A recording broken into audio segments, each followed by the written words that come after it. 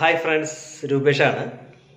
നമ്മൾ കഴിഞ്ഞ വീഡിയോയിൽ QRMP സ്കീമിനെ പറ്റിയിട്ടാണ് അതിൻ്റെ ടൈം ഫ്രെയിം, അതായത് ഒരു നോർമൽ റെഗുലർ മന്ത്ലി സ്കീമിൽ ഫയൽ ചെയ്യുന്ന ഒരാൾക്ക് എങ്ങനെ QRMP സ്കീമിലേക്ക് മാറാം, അതിൻ്റെ ടൈം ഫ്രെയിം എന്താണെന്നുള്ള കാര്യമൊക്കെയാണ് നമ്മൾ കഴിഞ്ഞ വീഡിയോയിൽ പറഞ്ഞത്.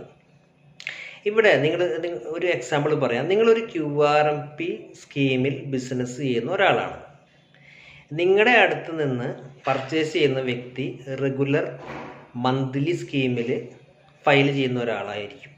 അപ്പോൾ അവർ ചിലരെങ്കിലും പറയുന്ന ഒരു പരാതിയാണ് അവർക്ക് അതാത് മാസത്തെ ഇൻപുട്ട് ടാക്സ് ക്ലെയിം എടുക്കാൻ സാധിക്കുന്നില്ല എന്ന് പറയും. ചിലരെങ്കിലും ചിലപ്പോൾ നിങ്ങൾ പറഞ്ഞു കാണും.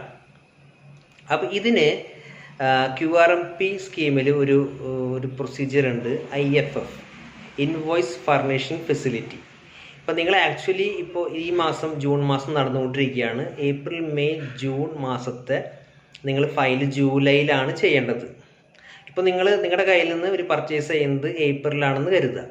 അങ്ങനെയാണെങ്കിൽ നിങ്ങൾക്ക് തൊട്ടടുത്ത മാസം മെയ് 13-ാം തീയതി, അതായത് ഓരോ മാസം കഴിയുമ്പോൾ അടുത്ത മാസം 13-ാം തീയതി നിങ്ങൾക്ക് IFF നിങ്ങൾക്ക് ഫയൽ ചെയ്യാം.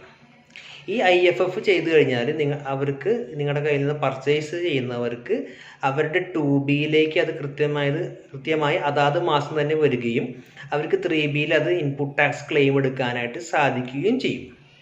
അപ്പോൾ അവർക്ക് ലാഗ് വരുന്നില്ല. നിങ്ങളുടെ കയ്യിൽ നിന്ന് പർച്ചേസ് ചെയ്യുന്ന റെഗുലർ മന്ത്ലി സ്കീമുകാർക്ക് അതാത് മാസം തന്നെ അത് ഇൻപുട്ട് ടാക്സ് ക്ലെയിം എടുക്കാൻ നിങ്ങൾ IFF ചെയ്യുന്നതിലൂടെ അവർക്ക് സാധിക്കും. അപ്പോൾ ഇങ്ങനെയുള്ള കാര്യങ്ങൾ അറിയുന്നതിനും കൂടുതൽ അപ്ഡേറ്റ്സിനായിട്ട് stay tuned with Capitax India. Thank U.